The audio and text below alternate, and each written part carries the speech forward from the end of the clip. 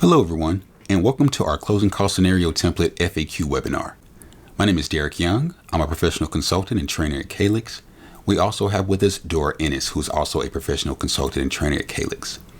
First, we'll start off by doing a Closing Cost Scenario Template presentation, and then we'll open up the floor for questions. So let's go ahead and get started. All right, so I've opened up Point, and we're going to go down to the bottom left and select the tab that says Templates in orange.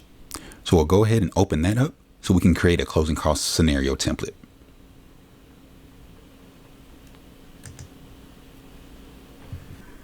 When the template tab opens, you'll see that you're able to select the template category on your left. We're going to select the closing cost scenario. And over in the top right hand corner, you'll see a new button. This is going to open up a blank template for us to allow us to start the closing cost scenario template. First, closing cost scenario templates provide a convenient way to set default fees for lenders, brokers, and title services, all of which are detailed in the fees worksheet. By utilizing the templates, you can streamline the process and eliminate the need for repetitive data entry when dealing with standard loan expenses. Additionally, these templates serve as a valuable tool for promoting loans to potential clients, making your marketing efforts more efficient and effective. These can be developed for each lender or specific program, and once you have one created, it's simple to duplicate and make slight modifications. So I'm going to go ahead and name my template ABC Mortgage.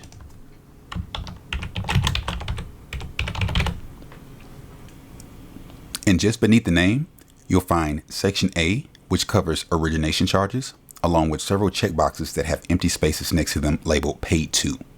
This is a way where you don't have to type the same company name in repetitively into your template. You can click the checkbox on the left and type in the company name on the right. There are 3 of these. The top one is Paid To Broker. The second one is for the lender, and the third one is for the investor. And for this example, I'm going to copy my closing cost scenario name, and I'm going to paste it in my lender field.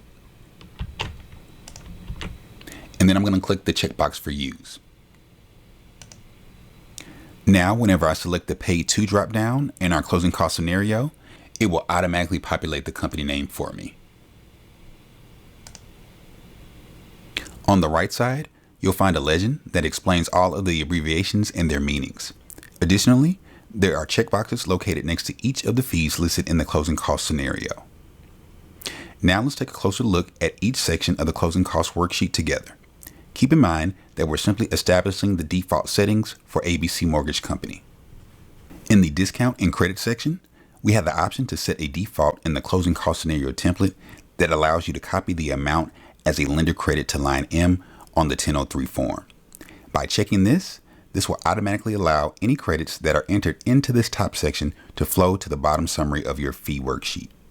We'll get to that when we get to the actual fees worksheet, but I do recommend checking this box in your closing cost scenario. As I mentioned before, you'll find checkboxes next to each fee, along with the legend above that explains the meaning of each option.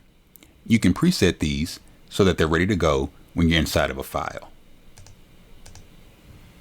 Now, let's scroll down to Section A, and we are still in origination charges, but we are in GFE Section 1, which is asking us about lender fees. I'm going to fill out a loan origination fee. I'm going to select Paid To Lender from the drop-down. And as you can see, my company name has auto-populated for me in the field. And then I have the opportunity to put a percentage or a flat dollar amount. I'm going to put in a 1% here and check it as a PFC. So you would then go through the rest of the fees listed here and mark any that apply to the lender that you are working with. And again, marking any of the checkboxes that you wanted that apply. And if there were some additional fees that you needed to add, you can add those by using the drop downs to the far left and adding those fees in the Paid To options as well. One thing to note, if you are running UCD, then you do want to be sure that you're using the options that are listed in the drop downs. You do not want to manually type in your fee names. If you're not running UCD, then you are able to come over to the fee section and manually type in the fee name. So let's continue on to Section B. In Section B, you would do the same things as you did in previous sections. Go through and mark all the fees that you know you will have inside of the loan.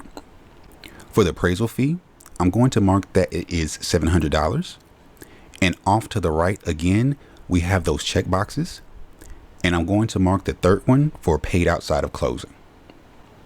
You can see that puts the amount in parentheses, meaning that they are paying beforehand and it won't hit their total. You would fill out the rest of this section with fees that you want to have set up as defaults in your loan. Most companies will only need these top few fees. If you do again need other fees, you do have the drop down ability and the ability to type it in if you are not running a UCD on your file. Moving down to section C, here is usually where people will put their title fees. Some companies choose to leave this blank and fill this in when they get their prelim CD. Other companies may choose to put in a starting default number so that if they are looking at starting numbers with a borrower, there are some general fees listed here. So I'm just going to go ahead and put a couple of fees in this section.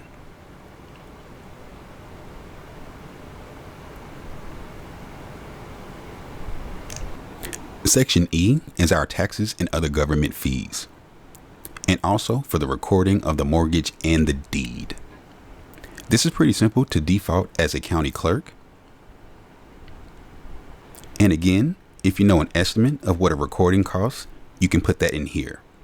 Or you can leave it blank and plan to fill it out when you get the prelim CD. Moving down to our next section, which is section F, which is for our prepaids. In here, you can select the days per year.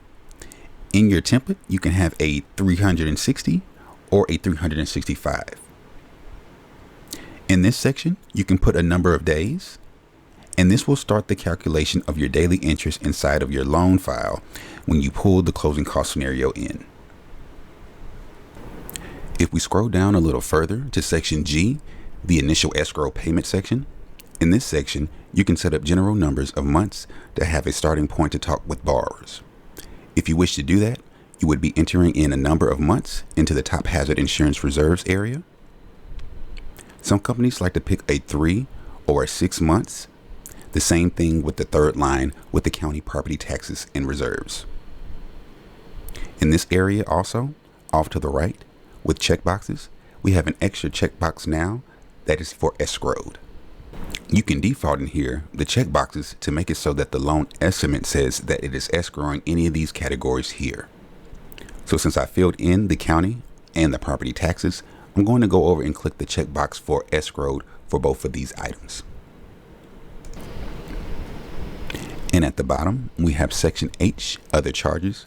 And if you did have others that you would wish to fill into your defaults, you could put those in this area here.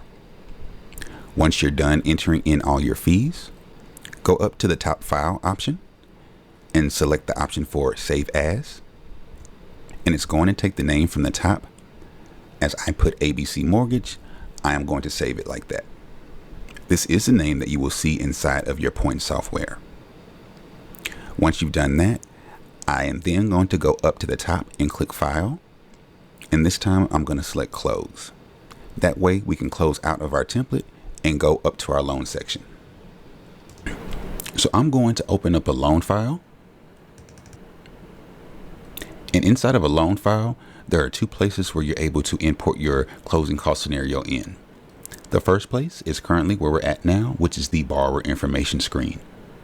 If I scroll down just a little bit further to our loan summary section, you'll see that we have a CC scenario button here. If I click on the CC scenario button, this will display all of the closing cost scenario templates that I've created in the software. You can see the ABC Mortgage one that we just created. So I'm going to go ahead and select my ABC Mortgage from this screen. Now, the other place that you're able to import your closing cost scenario would be in the actual fees worksheet itself. So over the navigational panel in our form section, let's go ahead and navigate to the fees worksheet. And on our fees worksheet, if we scroll over here towards the middle, we can see the CC scenario button here as well. And if I wanted to select the closing cost scenario from this screen, I could select ABC Mortgage as well, and that will populate all those defaults on the fees worksheet. So what the closing cost scenario template just did for us, it just entered our default starting numbers first, and then we can go from there. Let's start at the top of the fees worksheet and work our way down. In the very top left, you'll see that there's a checkbox that says freeze fees on the loan estimate with the disclosed loan amount. If you check the freeze fees box, it is going to lock down your fees on the loan estimate. I do want to make a note here that if you click the freeze fees button, users are still able to change numbers on this fees worksheet. It just will not print or save those numbers at all. So if you're seeing different numbers are printed on your loan estimate than on your fees worksheet, then you may want to check to see if that freeze checkbox was not checked accidentally. Below that, we have a disclosure type. In here, we have TRID and the GFE. The majority of the time, you're going to be using the TRID in the dropdown. Below that is the date prepared. If you click this, it will give you a calendar and allow you to select a date. This date prepared is going to print on your disclosures. It is also good to note that if you are doing a redisclosure, you'll want to come back to this section and update the date prepared so that new date prints on your disclosures. Over to the right, we have our loan estimate with several checkboxes. We have a checkbox for standard form and alternative form. This is on the loan estimate chart. If you use a standard form, that is used for purchases. The alternative form is used for refinances. The checkbox right below that, the confirm receipt, if checked, this is going to add a signature line onto the loan estimate. So let's go ahead and check that. The next section is our loan information. The loan ID, you can see, matches my loan number name in the top right hand corner of my loan file.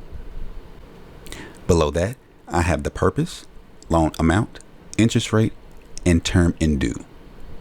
All of these are flowing from the borrower's information screen that I filled out. You can update them here and it will sync back to the borrower's information screen. Over to the right of that, you have another gray button. This would be the loan program button. This is another of the templates you can set up, and you can use that here on this screen or back on the borrower's information screen, just like we did with the closing cost scenario button. Below those gray buttons, we have several fields for you to mainly enter in some dates. The first one is the intent to proceed date. When this is filled in, it will gray out the cost expires date on the printed loan estimate. So if your lender does want to see the cost expires date on your loan estimate, you will leave this space blank, and then the cost expires will print. The application date. This date will match up to the status of the application when you change your loan from prospect to application. So those two do sync together. Estimated closing date. This is just the date for record, and it also does show in the pipeline view when you're looking at all of your files. And the last date here is for first payment date.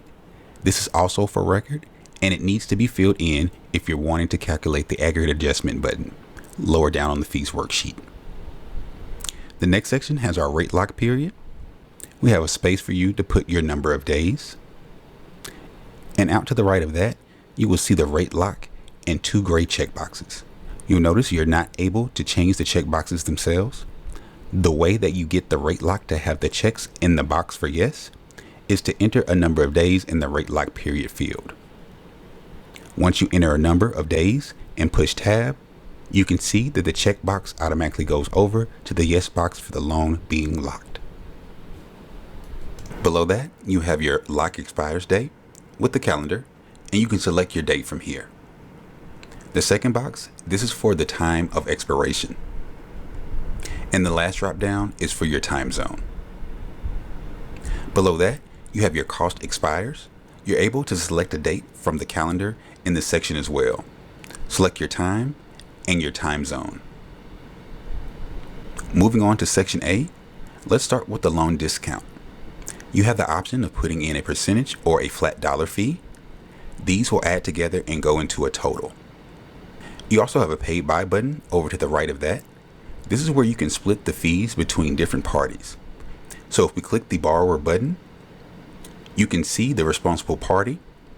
We have borrower and seller, and below that, you have the actual parties listed out.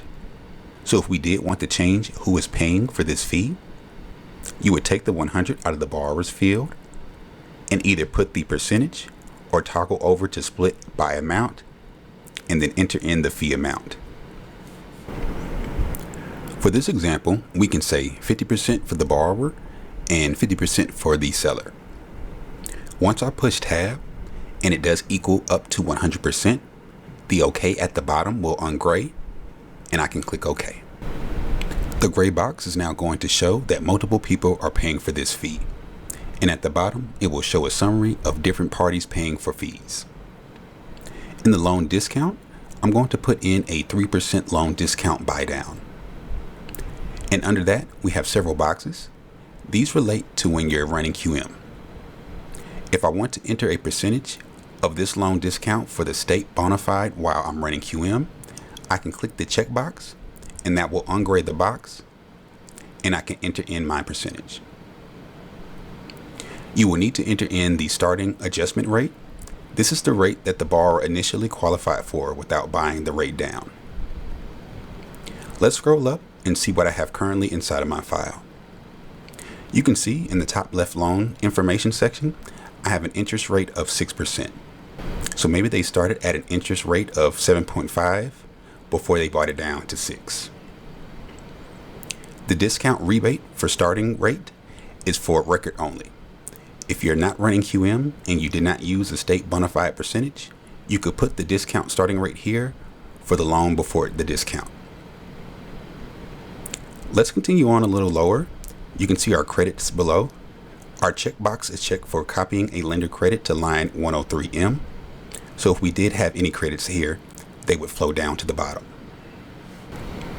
So I am going to enter in a credit here just as an example. That way we can see how that flows down to the bottom of the fees worksheet. Continuing on with our section, we can see our defaults that pulled in from our closing cost scenario template.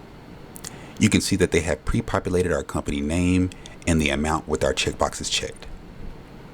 You can see that the amounts are not grayed out, so you are able to modify or make any changes if you need to, since our closing cost scenario is really just our starting point. But this will save time and help reduce errors on data entry. Now let's scroll down a little further, and at the bottom of section A, we have a checkbox that says include lender paid compensation to broker in the total settlement charges. This area allows the broker to add in any lender paid compensation that they have.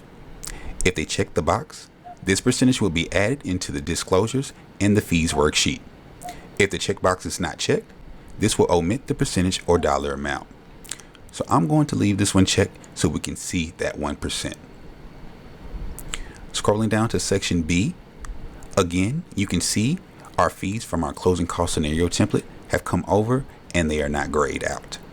So again, if we needed to make any changes, let's say our appraisal fee came back as $650 rather than $700. We are able to change that inside of the fees worksheet.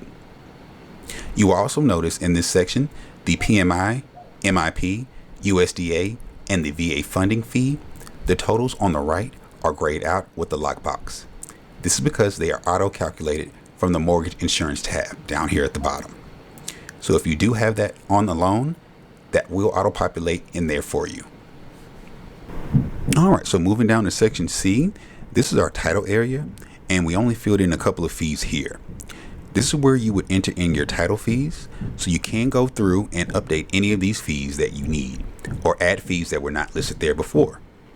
You'll notice this section has two grayed out buttons. They are currently grayed since I have clicked on the lockbox and typed in a fee manually. With these buttons, you can program percentages and enter in chart information for lender's title insurance for Point to automatically look to calculate these numbers for you. Both of these can be built by going to your utilities menu at the top and either the escrow tables or the title tables.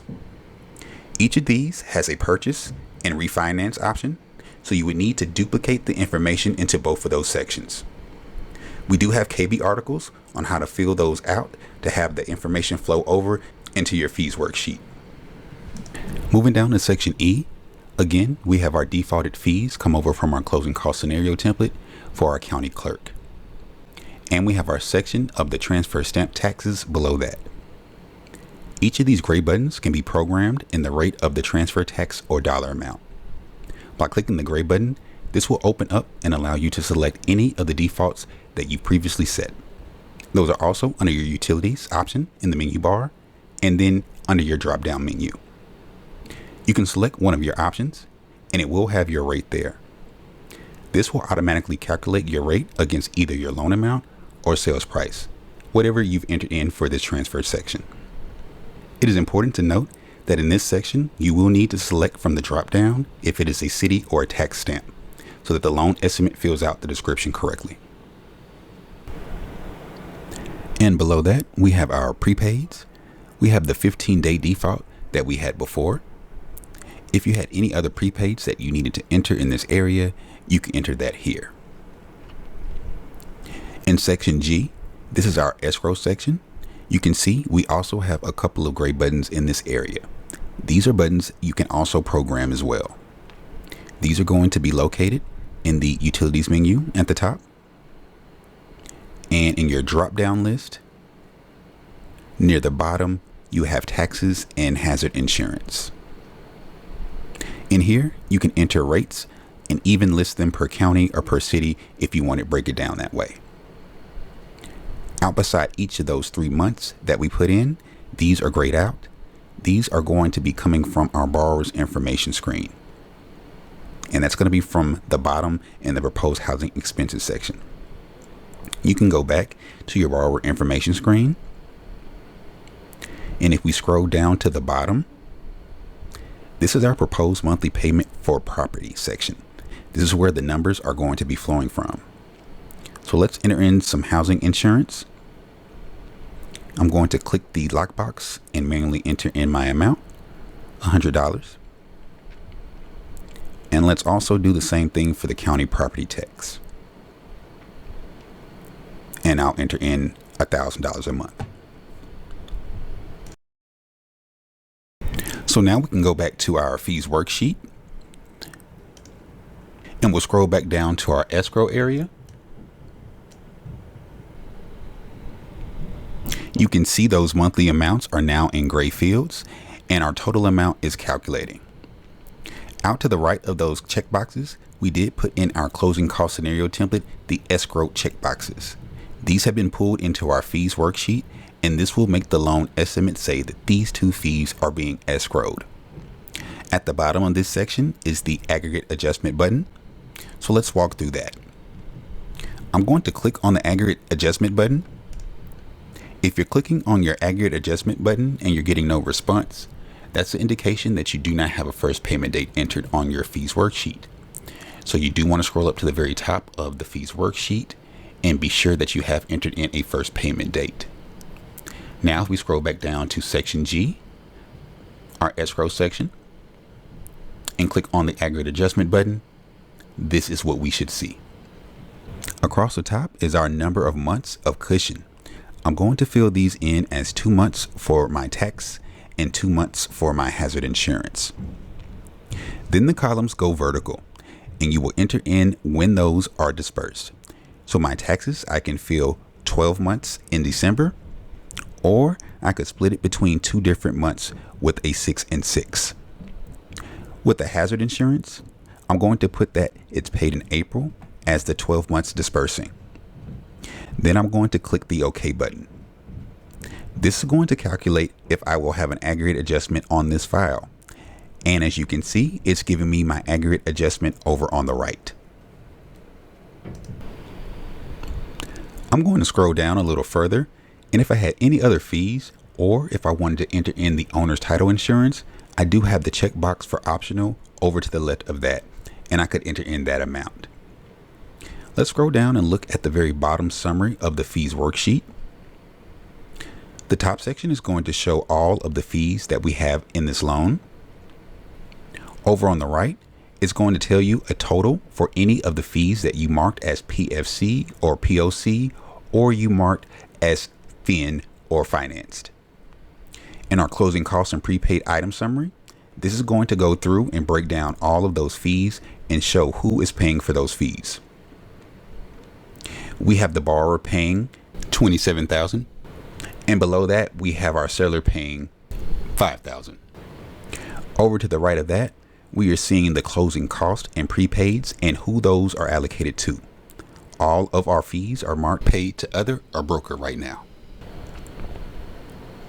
And the box to the right of that is for our other new mortgages. So if you did have a new loan with a first mortgage, that would appear there. The second box here allows you to enter in the closing costs for that second mortgage, so you could refer to it in this loan. Below that, we have the lender and seller credit section. The top line is our cash deposits. There are 3 boxes here. The first box for the cash deposit is going to be any earnest money on the application for the borrower and co-borrower. The second box to the right of that will be for any co-borrower 1 or more that you have in the application. Off to the right is the total cash deposits, adding together those application cash deposit monies. The second line, the lender credits, you can see we already have a number in that second box, $3,800. This is the lender credit that came from the rate that we put in section 8. So let me jump back up to the top and show you that. You can see under credits where we put our 1%, and that $3,800 is off to the right there. If we didn't have the copy as lender credit to 103 line M checked, the credit would not show at the bottom of our fee worksheet. So I do recommend checking that box and putting it in your closing cost scenario template, so that way it's always checked. Jumping back down to the bottom of the fees worksheet, the first box for the lender credit is if you have any other lender credits that you want to add that are not from the rate. And the final box in here is the seller credit area. If you have any seller credits that you want to add, you can put that in this area. Remember earlier, we did change one of the fees and marked it as paid by seller. You can see off to the right, we do have that closing cost paid by seller, and that is our fee. Lastly, we have your cash to close summary. The top line is all of their fees. The second line is the mortgage and any other credits, followed by the cash to or from borrower area. If you have any questions, please feel free to contact our dedicated customer service at calixdcs@calixsoftware.com.